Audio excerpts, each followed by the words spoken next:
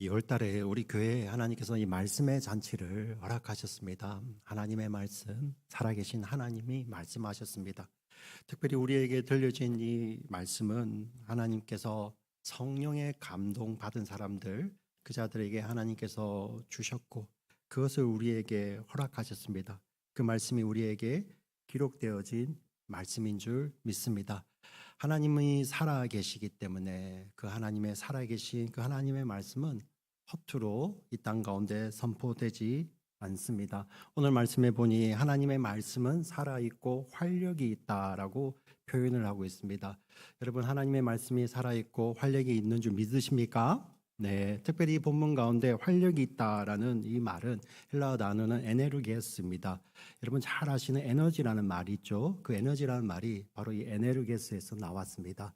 하나님의 말씀이 살아있기 때문에 그 에너지, 여러분 우리 물리학자들 같은 경우는 그런 각 에너지가 있으면 이거는 우리가 어떻게 가둘 수가 없잖아요, 그죠? 이 힘이 있는 거예요. 왜 이렇게 힘이 있을까 보니 하나님의 말씀이 살아있기 때문에 그 살아계신 하나님의 능력이 그 말씀 가운데서 응축되어서 지금도 꿈틀꿈틀 역사하시기 때문에 힘이 있는 거예요. 그래서 여러분 성경을 보시면 창세기 1장부터 요한계시록 22장까지 일관된 메시지는 살아계신 그 하나님의 말씀이 반드시 이루신다는 거예요. 할렐루야. 네. 태초에 하나님이 천지를 창조하시니라라고 시작을 합니다. 하나님께서 공간과 천지와 시간을 함께 창조하십니다. 사실 저는 요즘 물리 이거를 보면서 이렇게 듣는데 저는 이 말씀을 읽으면서 깨달았었거든요. 하나님께서 이 천지를 존재하기 위해서 시간마저 창조하셨구나. 네, 제가 물리학적 지식이 없을 때도 그냥 성경을 통해서 깨달았어요. 하나님께서 정말 하나님은 시간 밖에 계시잖아요. 어제나 오늘이나 내일이나 동일하시다. 영원 전부터 영원 후까지. 그 말은 뭐 어떤 의미입니까? 시간이 존재하지 않는 곳에서 영원히 계셨던 그 하나님께서 우리를 사랑하셔서 우리를 위해서 천지를 창조하시는데 그 천지가 존재하기 위해서 하나님은 시간이라는 개념을 함께 만들어내시죠. 근데 하나님의 능력이, 그분은 창조의 하나님이기 때문에 그분이 선포하면 그대로 있는 거예요. 그래서 하나님이 이르시되 빛이 있으라 하면 그 자리에 빛이 있는 것입니다. 할렐루야. 네. 근데 그 빛이 아무 때나 온 것이 아니라 하나님의 속성 가운데 나오는 것이죠. 그러니까 요즘 우리가 이 과학이 발달하고 이렇게 하면서 하나님으로부터 우리가 멀어지는 것이 아니에요. 우리 인간의 머리로는 예상할 수 없었던 측량 못하는 그 하나님의 놀라운 것들을 발견해 가는 것이죠. 과학이 발전하니 큰 것이 우리 인간의 눈으로는 관측할 수 없을 정도로 어마어마하게 큰 것이 있습니다. 그리고 작은 것은요, 지금 또 우리의 인간의 눈으로는 관측할 수 없는 어마어마하게 작은 것들이 있어요. 지금까지 밝혀진 그 작은 것보다도 그 공간 가운데 뭐가 있는지 우리가 어떻게 알겠어요? 우리의 과학적 지식으로. 그런데 우리가 과학이 하나님을 대적한다고요? 천만에요. 아닙니다. 하나님께서 살아있는 말씀으로 창조하셨다는 그 모든 존재 가운데 하나님의 말씀의 능력이 지금도 활동하고 계시는 거예요.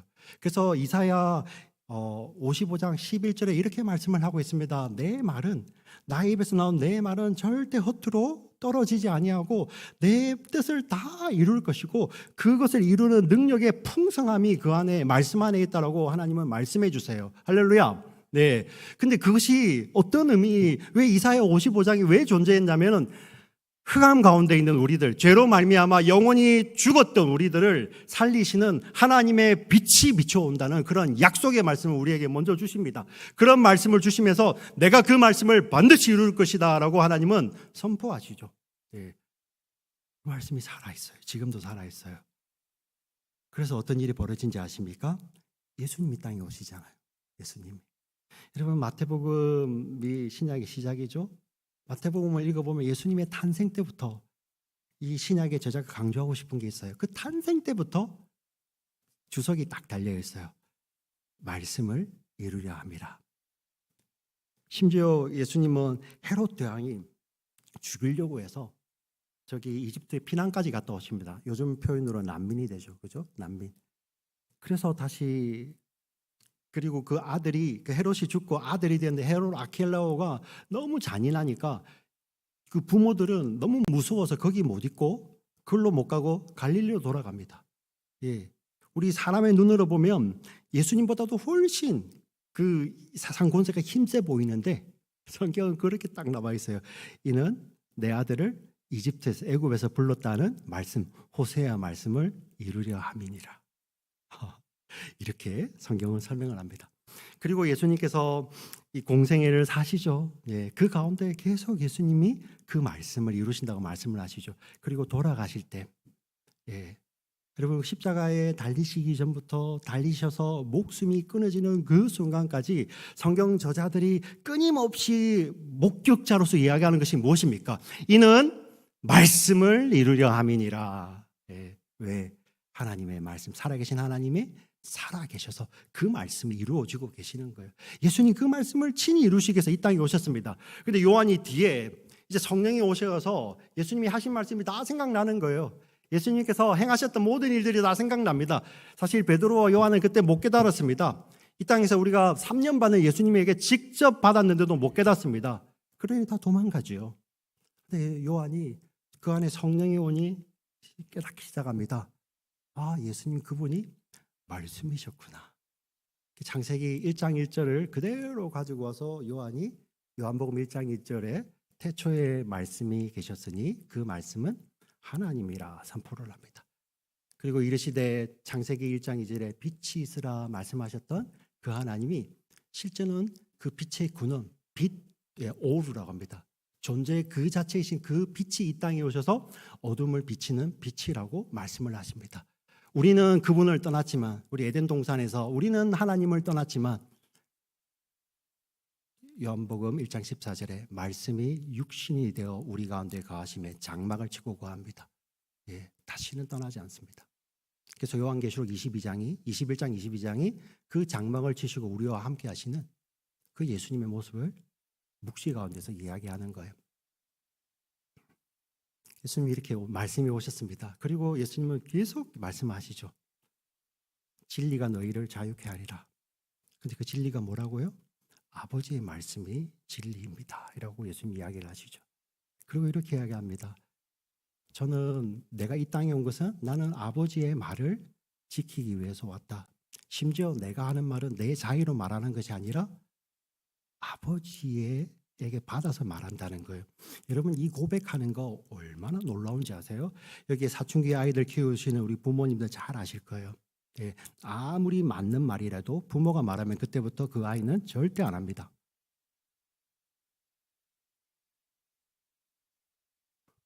우리 제 엄마 웃으셨는데 한 12년, 10년만 기다려보세요. 예, 절대 안 합니다.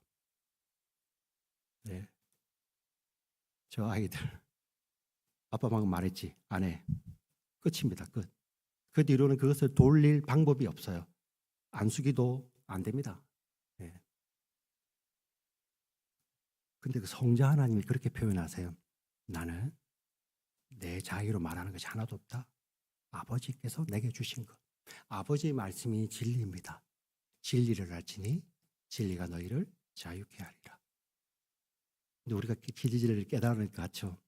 상아탁 대학에서 깨달은 거 아니에요? 진리의 성령이 오셔서 우리를 조명해 주시죠. 그게 요한이 다 생각이 나는 거예요. 그러면서 예수님께서 하셨던 말씀이 허투루 하나도 지나가는 게 없습니다. 요한복음 6장 63절에 예수님 이런 말씀을 하세요.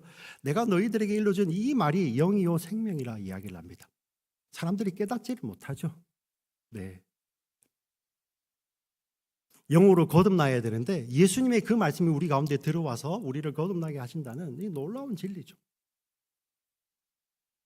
그리고 예수님께서 이제 잡히시기 전날 밤에 요한복음 13장부터 그런 말씀을 하십니다. 내가 예수님이 하나님 안에 예수님이 계신 것과 동일하게 우리 안에 예수님이 계신다고 이야기를 하죠. 그런데 그 예수님이 계시는 우리 안에 그 자리에 예수님은 그분의 당신의 말씀을 그대로 대체하십니다.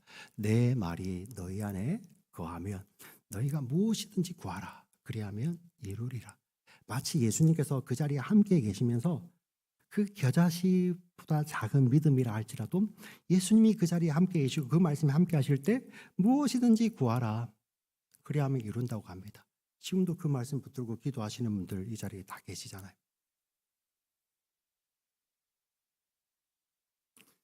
그리고 그 예수님이 계시던 그 자리에 당신의 말씀을 맡겨두시고 그냥 떠나지 아니하시고 진리의 성령이 오실 것인데 그분이 내가 너희에게 했던 이 모든 말들이 다 생각나게 할 것이다. 이렇게 말씀을 하세요.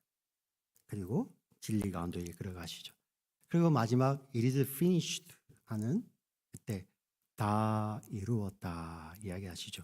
다 지불하였다. 우리의 값을 다 지불하였다는 의미도 있지만 하나님이 말씀하신 구원 사역 모든 것을 뭐 하셨다? 테텔레스타이 다 이루었다는 거예요. 할렐루야. 네. 그래서 이 살아계신 하나님 말씀이 우리 안에 들어오면요, 우리 같은 사람이요, 하나님을 닮아서 창조적으로 되네요. 예. 그리고 하나님의 놀라운 말씀이 우리 안에 또 어떻게 역사하십니까? 제자들이 정말 근심했었거든요. 네. 주여, 제가 절대 주님을 버리지 않겠습니다. 요한복음 13장 마지막에 베드로가 이렇게 고백을 합니다.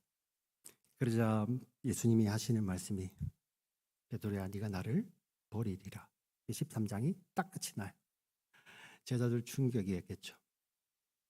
근데 14장 너희는 근심하지 말라. 하나님을 믿으니 또 나를 믿으라. 그리고 그 말씀을 주시면서 내가 너희를 위해서 처소를 예배하러 간다. 준비하고 계시는 거죠. 그리고 그 말이 너희 안에 있을 때, 머물러 있을 때 내가 다 이루겠다고 예수님 약속하시잖아요. 우리가 오늘 그 말씀을 붙들고 나오는데요. 어떤 의미냐면 우리 안에 왜 상처가 없겠어요? 왜 어려움이 없겠어요? 왜 고난이 없겠습니까?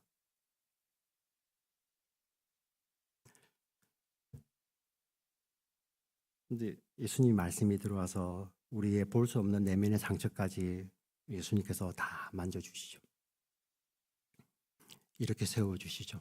방향을 못 정하고 이리저리 방황하는 사람들의 말씀이 들어와서 방향을 예수님의 말씀이 잡아주십니다. 왜? 그분의 말씀이 살아있기 때문에요.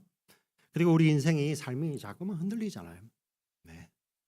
내가 예전에 이걸 알았더라면 그렇게 안 흔들렸을 건데 그렇게 말하지만 똑같은 상황이 와도 똑같이 흔들리는 게 우리잖아요. 그죠? 예. 그때 하나님의 말씀이, 주의 말씀이 우리의 삶을 꽉 붙들어 주시죠. 그것이 오늘 히브리서 4장 12절에 하나님의 말씀은 살아있고라는 이 말씀의 진의입니다. 네. 그렇게 이제 제가 여기서 설교를 끝내면 성경 전체에 나타났던 하나님의 말씀의 특징이에요. 근데 오늘 히브리서는 조금 더 구체적으로 들어갑니다. 뭔가 하고 싶은 이야기가 더 있는 거예요. 궁금하죠? 이건 근데 꼭 알고 가셔야 됩니다. 자, 그 내용이 뒤에 나옵니다. 다시 우리 히브리서 14장 12절 말씀을 같이 한번 읽어보겠습니다. 시작. 하나님의 말씀은 살아있고 활력이 있어 좌우의 날선 어떤 검보다도 예리하여 혼과 영과 및 관절과 골수를 찔러 쪼개기까지 하며 또 마음의 생각과 뜻을 판단하나니. 네, 아주 이 말씀이 사실 좀 어렵습니다. 말씀이 능력이 있다라고만 이렇게 표현을 하면 참 좋겠는데 굉장히 복잡하잖아요. 그죠? 하나님의 말씀이 살아있고 생명력이 있어 활력이 있어 좌우의 날선 어떤 양날의 검보다도 더 예리하여서 혼과 영과 및 관절과 골수를 찔러 쪼개기까지 하며 또 마음의 생각과 뜻을 판단하나니.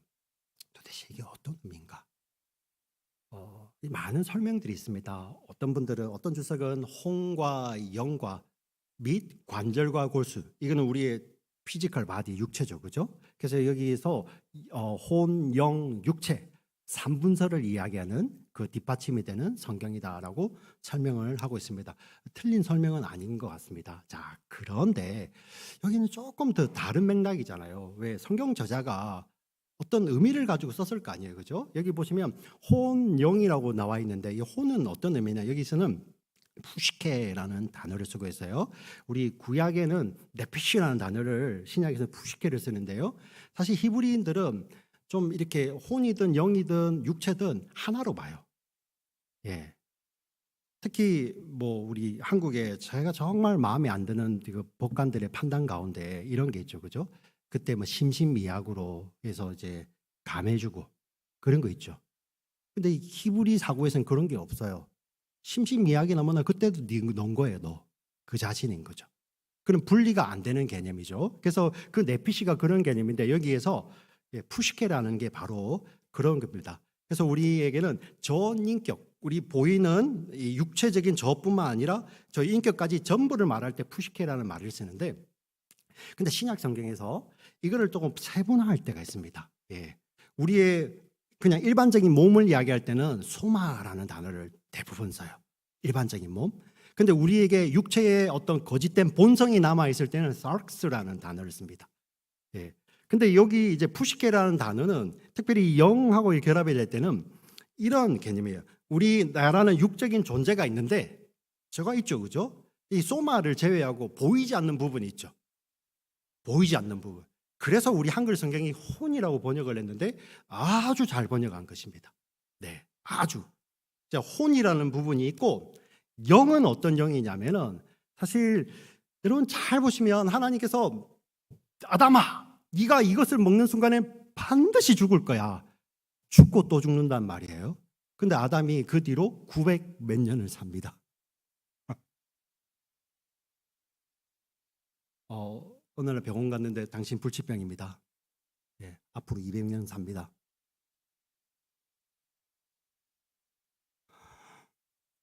그보다 더 심하잖아요. 당신은 반드시 죽습니다. 900년 더 삽니다. 여기서 죽는다는 의미는 하나님의 생명력으로서 끊어지는 거예요. 네. 그래서 그때 영이 죽었다라고 이야기를 합니다. 영이 죽었어요. 하나님과 교제하는 그 영적인 공간. 우리가 이 인간의 언어는 설명할 수 없어요. 네. 그러니까 하나님과 교제하는 그것이 죽었을 때 영이 죽었다라고 이야기를 하죠. 우리는 이미 영이 죽은 자예요. 그런데 하나님의 아들이 땅에 오신 것은 무엇입니까? 우리의 영을 살리시려 오셨죠. 네. 그래서 성령이 오셔서 우리의 영적인 부분과 교제하는 것입니다. 하나님의 말씀이 그런 우리의 인격과 뿐만 아니라 우리 하나님과 우리 사이에 있는 모든 관계 안에서 우리를 이렇게 보신다는 거예요. 네. 자, 근데 뒤에 이어져 뼈와 관절과 골수를 찔러 쪼개긴다 이야기를 하는데, 우리 복음주의 신학자 가운데서 브루스라는 사람과 또 여러분들 잘 아시는 존 파이퍼 목사님은 바로 이 부분을 이렇게 비유하고 있습니다. 이것은 앞에 혼영의 것을 우리들에게 시각적으로 보여주기 위해서 쓴 것이다. 여러분 보시면 우리 뼈가 있잖아요. 조인트. 뼈가 있으면 뼈 안에 그 안에 골수가 있죠. 그죠? 예, 골수. 사실 이 굉장히 의학적 지식이 있어야지 알 수 있는 건데, 그래서 여러분들 히브리서 저자는 누군지 아무도 몰라요. 예. 바울이 썼다는 사람들도 있고 바나바가 썼다는 사람들도 있는데, 그 가운데 요즘 현대 신학에서 가장 지금 이제 제일 크레딧을 점수를 많이 받는 분이 누구냐면 바로 누가예요. 누가. 예. 왜냐하면 히브리서의 이 문체가 다른 바울 서신보다도 조금 더 세련됐어요. 그리고 여기 보시면 이 의학적 지식이 없으면은 알 수 없는 내용이 딱 등장을 하죠. 그 뼈라는 것이 있는데 우리는 보면 그냥 뼈잖아요, 그죠? 근데 그 안에 골이 빠진 마른 뼈가 있고 그 안에 골수가 차 있는 뼈가 살아 있는 뼈가 있는, 같은 뼈인데도 작은 뼈가 있고 살아 있는 뼈가 있는 거예요. 네. 하나님의 말씀이 마치 혼령을 쪼개는데 딱딱한 것뿐만 아니라 그 내면까지 다 파고 들어와서 다 쪼개버리신다는 거예요. 이거를 가장 잘 보여주는 예가 요즘 있습니다. 저는 이렇게 이민생활하면서 목회하면서 너무나도 많이 경험했어요. 어떤 분이 수술을 받게 됐습니다. 기도하러 가잖아요, 그죠? 근데 이제 딱 두 가지입니다. 수술 받게 되면 뭐 잘 됐죠, 뭐 이렇게 하고, 또 어떤 분들 뭐 내가 왜 이런 병이 걸렸는지 모르겠습니다. 예, 조금 원망하시는. 근데 그 두 반응을 하나로 뭉쳐버리는 결과가 종종 있죠. 가끔 있죠. 열어봤는데 그 옆에 우리 검사에서 안 보이던 조그만 암덩어리가 있었다. 초기 암이. 그래서 수술하는 중에 제거했습니다. 그러면 그때부터 뭐 불평 원망 다 사라지죠. 하나님이 이 일을 위해서 나를 이렇게 보내셨구나. 아프게 하셨구나. 할렐루야죠. 쪼개요, 찔러, 쪼개보지 않으면 안 보이는 걸 보여주셨죠. 근데 정말 안타깝게도 그 반대의 일도 있잖아요. 네. 목회하면서 몇 번 만났습니다. 수술 들어갔는데 그냥 닫고 나오시는 경우도 있죠. 열어보니 하나님 말씀이 우리 영혼에 그 역할을 하신다는 거예요. 어느 정도까지 하시냐면은 뒤에 우리의 마음의 생각과 뜻을 뭐 하신다? 판단하신다. 여러분, 세상 사람들은 어떤 사람의 업적을 판단할 때 결과를 제일 많이 보죠. 그죠? 야, 결과 괜찮네. 근데 요즘은 이제 그래도 세상이 이렇게 일반적인 지식 가운데서도 정말 우리 사람이 생각할 수 있는 게 있어요. 그래서 결과도 좋지만 과정도 중요하다. 그죠? 그래서 과정이 아름다워야 된다. 너무 좋은 거잖아요. 근데 하나님은 뭐까지 보신다고요? 동기까지. 우리 선행의 동기까지 살펴보시겠다는 거예요. 우리 세상 사람들은 사실 과정도 몰라요. 눈에 보이는 결과밖에 우리가 판단할 수밖에 없잖아요. 네. 심지어 여기서 와서 이렇게 막 손 들고 찬양해도, 네. 심지어 우리 찬양 성가대서도 그 과정, 하나님 그 동기를 다 보시는 거예요. 근데 제 이야기가 아니에요. 이 뒤에 13절에 왜 이렇게 보시는지, 말씀이 왜 이렇게 보시는지 그 이유를 13절에 설명하고 있잖아요. 제가 지금 설명드렸던 그 내용을 바탕으로 해서 13절을 같이 한번 읽어보겠습니다. 13절 같이 읽겠습니다. 시작. 지으신 것이 하나도 그 앞에 나타나지 않음이 없고 우리의 결산을 받으실 이의 눈앞에 만물이 벌거벗은 것 같이 드러나느니라. 지금 어떤 맥락을 이야기하고 있냐면 하나님께서 결산을 받으신다는 거예요. 심판하신다는 겁니다. 계수해 보겠다는 거. 우리의 인생을 달아보시겠다는 거예요. 자, 우리 예수님께서 이 땅에 오실 때 우리가 다 같이 그 앞에 설 수도 있겠지만 우리 한 사람 한 사람이 하나님의 부르심을 받을 때 하나님이 그 앞에서 다 달아보시는데, 결산, 만물이 벌거벗어진 것 같이 다 보시는데 어느 정도까지 보시냐면은 우리 사람들은 그 사람이 이루어낸 업적에 속을 수도 있잖아요. 근데 하나님은 그 과정도 보시고 그 동기까지도 다 보시겠다는 거예요.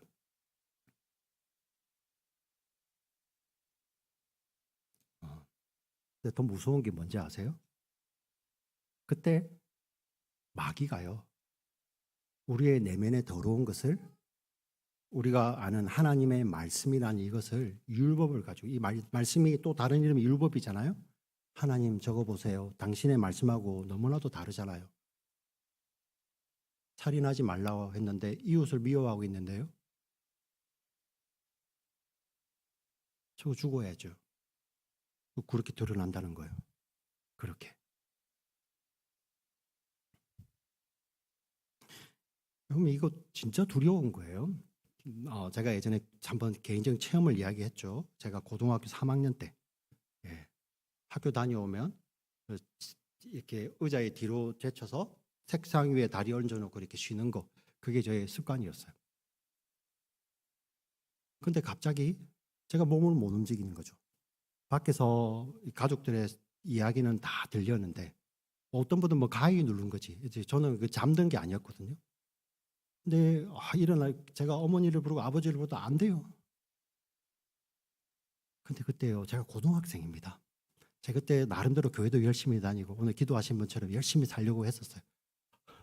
심지어 제가 얼마나 교만하고 얼마나 참 하나님 앞에 부끄러웠냐면, 고3 때 저 교회 우리 중고등부 회장을 하잖아요, 그죠?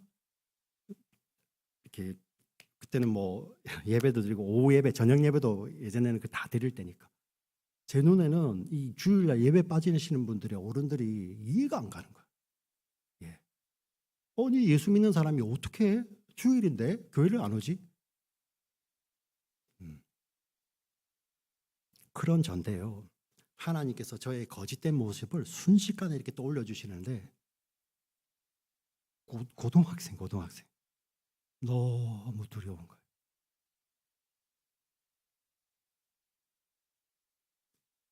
근데 이거는 비교도 안 되는, 우리 인생 전체를 다 올려놓고 그 마음의 과정 동기까지 쫙 펼쳐질 때 마귀가 여기에 기록된 모든 율법을 가지고 다 정죄하는 거예요.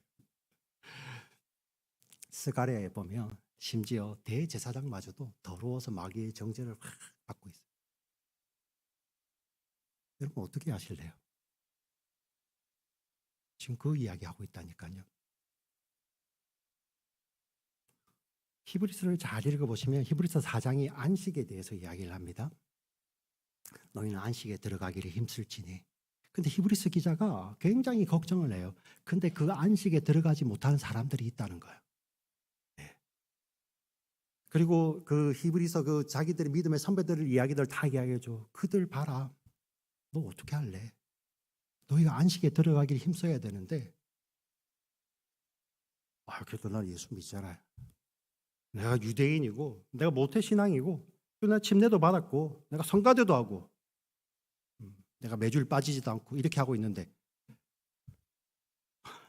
그때 바울이 죄송합니다. 히브리서 저자가 이 이야기를 하는 거예요. 하나님의 말씀은 살아있고 활력이 있어 좌우의 날이선 어떤 것보다도 예리하여 우리의 혼과 영과 관절과 및 관절과 골수를 찔러 쪼개기까지 하시고 마음의 생각과 뜻을 판단하시나니 이는 하나님의 결산의 때 그 앞에 모든 만물이 빨가 벗겨진 것처럼 다 드러나게 될 것이다. 어떻게 할래 너희들? 이러고 있는 거예요. 우리 어떻게 할까요? 마귀는 막 공격할 건데, 네. 제가 성가대를 제일 사랑하니까 성가대를 이렇게 자주 보고 이야기하는 거예요. 어떻게 할까요? 목사님 우리는 구원받았잖아요. 믿음으로. 예, 맞습니다. 왜요? 그 율법의 저주, 우리가 미워하는 거, 그 저주를 예수님이 다 당하신 거예요. 여러분 로마 병정이 이렇게 때려가지고 망치로 때려서 예수님이 아프신 거 아니에요. 물론 몸은 아프셨겠죠. 그때 예수님 만약에 육체적 아픔 때문에 예수님 일어나실 수 있잖아요. 아니면 하나님의 능력 안 아프시면 되죠. 근데 예수님 그때 제일 아프셨던 게 뭔지 아세요? 지금 여러분 안에 있는 숨겨진 죄예요. 죄. 우리 안에 있는 이 죄, 욕망, 거짓, 자기밖에 모르는 이기심. 사실 이 세상은 이기심을 가지고 나쁘다고 안 하잖아요. 오히려 그것을 잘 포장해가지고 네가 먼저 잘 돼야지 남도 돕고 살지. 그걸 잘 포장하지만 하나님은 그 동기까지 다 보신다는 거예요. 근데 그게 우리 믿음의 사람들 안에 있는 그 이기심이 하나님의 아들 그렇게 아프게 하시는 거예요. 근데 어떤 일이 벌어지죠? 그 율법의 저주를 하나님의 아들이 다 받으시는 거죠. 네. 하나님의 약속의 말씀처럼 대속제물이 우리가 포개해진 대속제물이 다 받으시는 거죠. 자, 그러면 그 뒤로 이제 그러면 이게 웬 나이스. 이제 나는 우리는 뭐 별걸 다 해도 천국 가는구나. 그래서 이 마치 성경을 여러분들 막 생명보험 약관처럼 여기는. 예. 생명보험 약관 여러분 안 읽어보죠? 워낙 글이 작아가지고 그죠? 특약이 막 있는데 안 읽어보잖아요. 막 묻지마 가입을 했다가 안 되기도 하고 그죠? 이걸 생명보험 약관처럼 비슷하게 생겼지 않아요? 안에 글들이 미국에는 영어로 돼 있어요. 한국에는 이거보다 더 작아. 해가지고 그 밑에 보장되지 않는 거죠. 그것처럼 여겨요. 율법이지 율법. 복음은 뭘까요? 하나님 말씀은요. 우리를 드러나게 하셔서 하나님은 어떻게 하신다? 치유하신다. 어떻게? 나의 죄를 대신하여 주신 예수님을 드러내시면서 너의 죄가 이 예수님을 죽였어 할 때 하나님의 사람들은 거기에서 죄를 이길 수 있는 힘이 주어지죠. 죄를 미워하죠. 죄와 피 흘리기까지 싸우게 되죠. 그러면서 이 생명보험 약관이 아니라 나를 사랑하셔서 십자가에 죽이셨던 그 예수님을 닮기를 소원하죠. 그것이 그의 장성한 분량에까지 살아간다는 거예요. 이게 제 말 같죠? 이게 제 말씀 같습니까? 성경 말씀이에요. 지금 보세요. 이 내용을 그대로 이야기하고 그 다음 14절인데요. 여러분 14절 읽어보시면 그러므로 시작합니다. 그 앞에 내용을 그대로 받아서 이게 원인이기 때문에 우리는 이렇게 해야 돼라는 내용이 나옵니다. 같이 읽어볼까요? 14절 말씀 같이 읽습니다. 시작. 그러므로 우리에게 큰 대제사장이 계시니 승천하시니 곧 하나님의 아들 예수시라. 우리가 믿는 도리를 굳게 잡을지어다. 자, 그러므로 우리의 중보자가 계시죠. 우리의 죄를 대신하셨던 대제사장이 계시니 그 예수 그리스도를 믿는 도리를 뭐 하자? 굳게 잡자라는 것입니다. 하나님 말씀은 보험약관이 아닙니다. 그렇다고 또 나의 이렇게 다 헤집어 놓고 너는 나쁜 놈이야 그렇게 정죄하는 율법이 아니에요. 그럼에도 불구하고 사랑하셔서 뿌려진 하나님의 아들의 피가 뿌려진 하나님의 말씀이죠. 우리를 살리는 생명의 말씀입니다. 그래서 우리는 믿는 도리를 굳게 잡자고 이야기를 하죠. 어떻습니까? 우리의 삶을 통해서 주님 더 닮아가기를 원하는 거죠. 와, 구약은 율법인데 다 찢어버려야지. 천만에요. 그것 때문에 예수님 죽으셨어요. 그래서 우리는 그리스도의 율법이 되어서 우리는 그것을 따라가죠. 여러분 이 자리에서 10계명 우리 6계명 제일 첫 번째가 살인하지 말라요. 아무도 거기에 여기 걸리는 사람이 없잖아요. 그죠? 목사님 저를 뭘로 보시고 제가 살인하지 말라 말하면서 딱 누굴 쳐다보면 그 표적 설교했다고 막 저한테 항의 전화가 이메일이 날라오든지 할 수 있어요. 그래서 그때는 이렇게 공중보고해야 돼요. 근데 왜 제가 이 이야기를 드리냐면요. 하나님은 뭐 하신다? 동기를 보신다고 했잖아요. 그냥 내가 살인 아니어서가 아니라 하나님이 얼마나 생명을 소중히 여기시는 것을 보여주시잖아요. 그 위해서 예수님 죽으셨잖아요.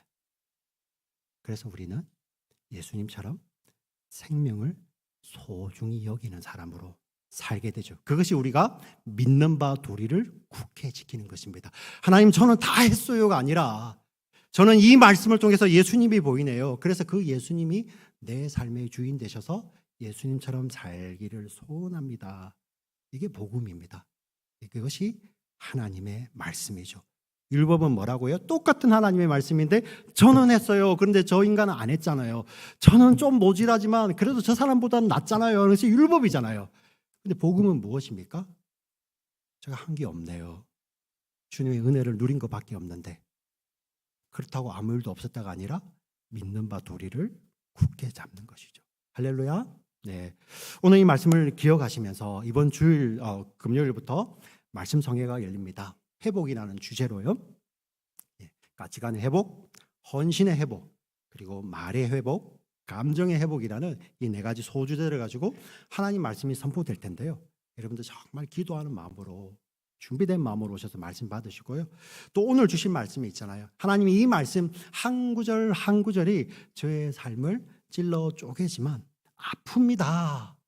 그러나 거기에서 죄책감으로 거기서 주지 않는 것이 아니라 하나님의 사랑을 발견하고 그리스도의 은혜와 사랑을 발견하고 그 자리에서 일어나셔서 우리의 대제사장 승천하신 그 예수 그리스도 믿는 믿음 안에서 믿는 바 도리를 다하는 오늘 이 자리에 계신 한 분 한 분 그리고 유튜브로 예배 드리시는 우리 믿음의 지체들 모두가 되시기를 주의 이름으로 축원드립니다. 아멘. 살아계신 하나님 아버지 참으로 감사합니다.